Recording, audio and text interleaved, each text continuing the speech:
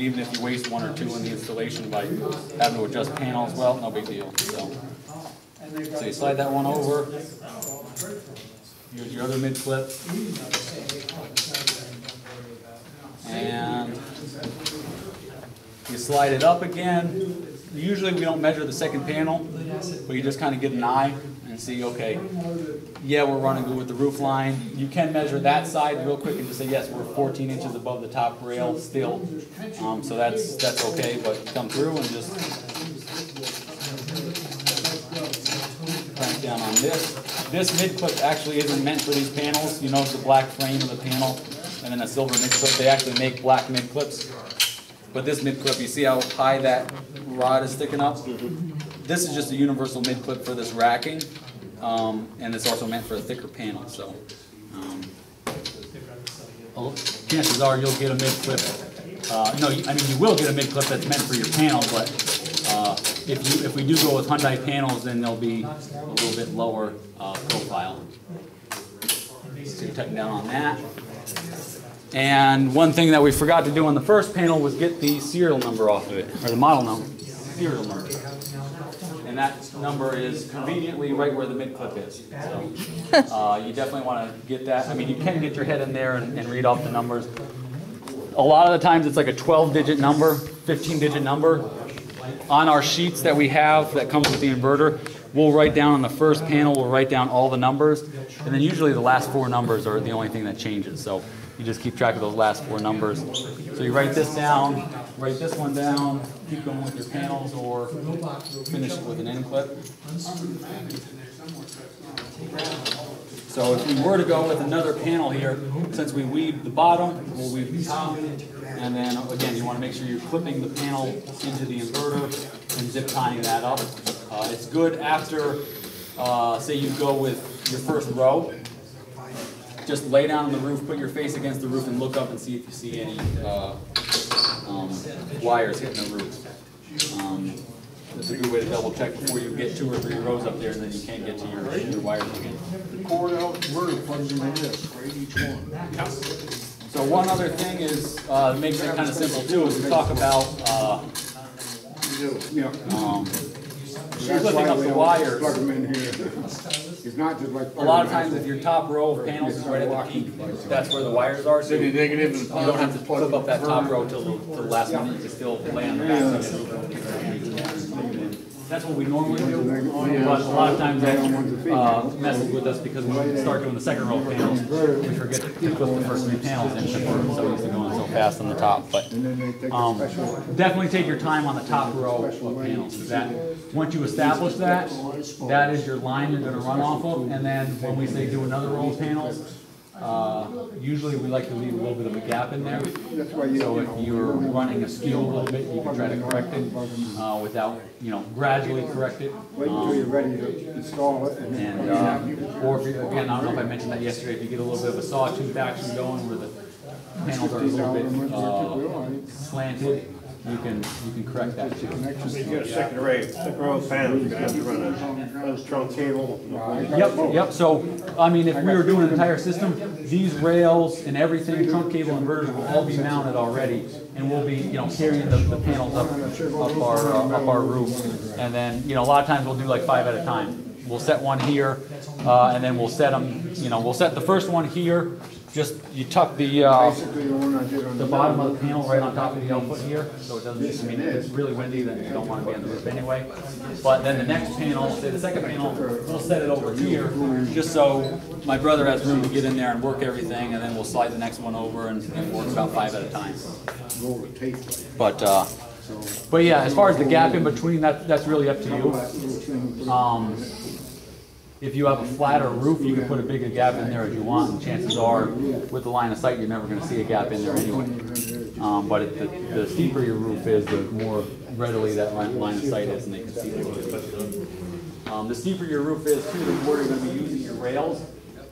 So make sure when you're tightening your clips and everything down, you're not like putting all your weight on those rails. Tighten the clip down, then you get off the rail and it adjusts a little bit. So there is going to be some flex in the rail itself.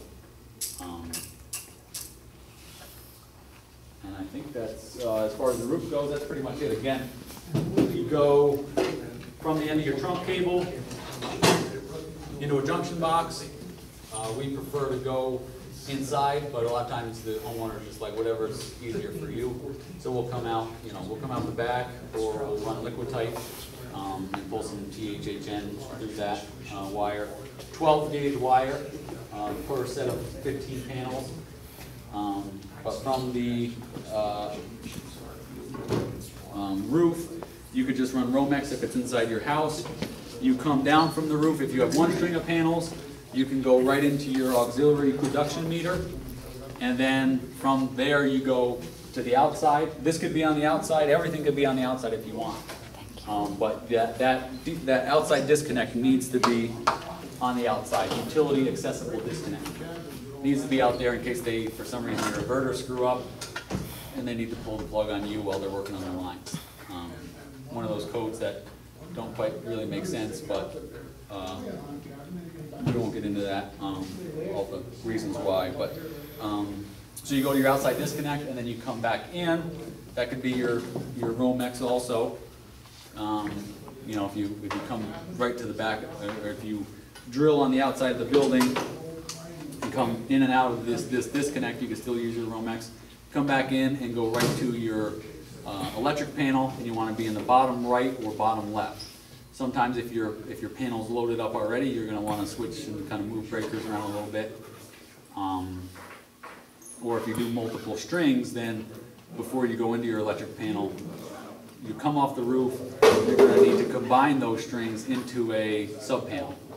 You're going to want to combine each set of 15 or each set of 10 or whatever your number comes out to be. It could be 11 and 9 if you want. Doesn't have to be perfect sets of anything. That's what's nice with the string inverters too is, with the microinverters. The string inverters, DC electric you have to worry about, but also you have to get multiples of a certain number, whether it's 10, 11, or 12, otherwise it screws with everything and it's difficult to do. But microinverters, you could have one panel up there, you could have a set of 1 panels and a set of 10 panels if you want. However you want to work it, you can do it. But if you have multiple circuits coming from your roof, if you have more than one circuit, you want to come down into a sub-panel first, combine it, and then from that sub-panel, go to your meter, and then from your meter to your outside disconnect, and then into your panel, so you're connected at one point in your electric panel. And double 40 breakers, the maximum you want to backfeed into the grid, into your electric meter or electric panel, unless you do what's called a line side tap. And that's just utility company approves that in the same process that approves everything else. You just have to note that on your electrical diagram, which they should see if they're looking at your electrical diagram thoroughly. Only other thing we didn't talk about was warning signs and labels. There's a couple warning signs and labels that you need. Anywhere you could touch the solar electric where it's backfeeding into, you just need to slap a sticker on there that we'll provide for you. Warning, like your disconnect needs to have a sticker on that says warning, photovoltaic system disconnect.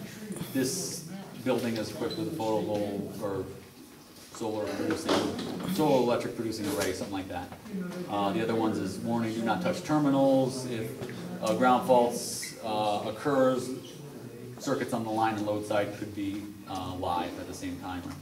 Basically that to let people know if you don't know what you're doing, don't touch it type of thing. Basically. Can you get a shock anyway off these panels if you're buying one? The question is a lot of times if you say you install your panels to your inverters and then say you go to make your connections in your electric box, well, these panels, it's the middle of the day, your inverter should be producing power. It won't turn on unless it senses electricity from the grid. So you could work those wires all day. You can lick them, you can chew on them, whatever you want. That's up to you. But you make your connection. I don't know if everyone has wire strippers. They might be, pulling it the old-fashioned way. So you do that. You make your connections, and then that won't turn on until you turn your system on, and then you actually have to boot up the actual inverters themselves with a little monitoring system. So that'll start registering once it senses power, and then you turn on your monitoring little box that you put at your basement electric panel or by your by your router or your modem or something. You can put it really anywhere in the house because they're wireless.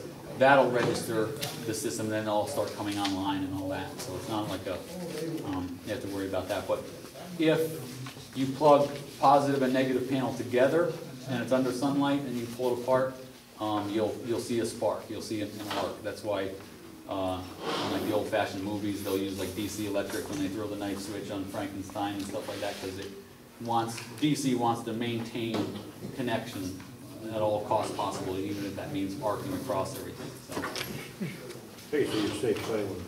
yeah. I mean, you're safe playing with them, but if you say the system's up and running, you've been running your system for 5 years, turn the electric off to it before you go ahead and start working on anything. So. Oh, backfeed. Yeah, turn the system off because then the inverter will shut down, and then the only electric you'd have to worry about is from panel to panel, and that's the only thing you have to worry about is if you short circuit, just plug the positive and negative together. Does that make sense? The breaker in your service panel is just a standard 2-pole breaker? Just a standard, it says, by code, it needs to be suitable for backfeeding. It needs to specify that, whether it's square D home line, square D QO, Cutler hammer, CH, Cutler, I mean, all of them are suitable for backfeeding. I've never come across one that isn't. Siemens panel, Murray panel, they're all seem to be suitable for backfeeding. But the main thing is you're not backfeeding more than 40 amps into the grid. So how do we know how much we're backfeeding? Well, that cut sheet that you send into the utility company, and after you do your calculations, you say, okay, each inverter is going to give me 0.9 amps. So, okay, 0.9 amps. If I've got 20 inverters, then that gives me 20 times 0.9 is, well, let's say it's 1. So 20 times 1 is 20 amps. Okay, 20 amps, by code you have to multiply that 1 by 1.25. And then that gives you your, since it's a continuous load, it's going to be connected for more than 3 hours at a time, you need to do that calculation. So 20 times 1.25 is, what, 25 amps? So then your circuit breaker would be 30 amp breaker. If you do, I think 32 panels comes out to be like, whatever it is, but after you take your amps of all your inverters, multiply it by 1.25, and then you need to be under that 40 amp breaker size in order to backfeed just through your electric panel. Then if you're over that, then you need to do the line side tap. But that would be the only gray area that you have to worry about. Is there any way to override the inverter to test it or anything like that? Not really. No, they're pretty sensitive on terms of the, running a generator to try to override it or something to get it to turn on, no. You need pure sine wave to turn it on, basically? Is that what it is, or pretty close. A certain Yeah. voltage or anything? Yeah. You need, not a modified sine wave at all. As close. Sensitive to voltage and Yes, if you're, My system. yeah, if you are out at the end of a utility run and your own transformer all the way at the end of wherever, a lot of times the utility company will jack your voltage a little bit to make sure you get your proper 240 volts out there. Well, sometimes they jack it to the point of 250, 260, 265, 267 volts, and that fluctuates throughout the day. Jack had that instance where his inverter was shut off. They have a voltage range, I forget what yours is, but he'd call me and say, my system just shut off. I'd go out and check things and troubleshoot it with the people. And, well, it could be this, could be this, could be this. Went out again, could be this, went out, and then, okay, well, come to the conclusion, like, I don't want to, start knocking on PP&L's door and, reading them the riot act, or at least asking them to come out and say, to change the voltage on the transformer, until we know that's for certain, and that's what it was. That's some high end low. It was, in my case, it was It was, low. Yeah. I thought it was Low high. voltage. Yeah, so it was a mess, but after 2 months and stuff, I just never reoccurred.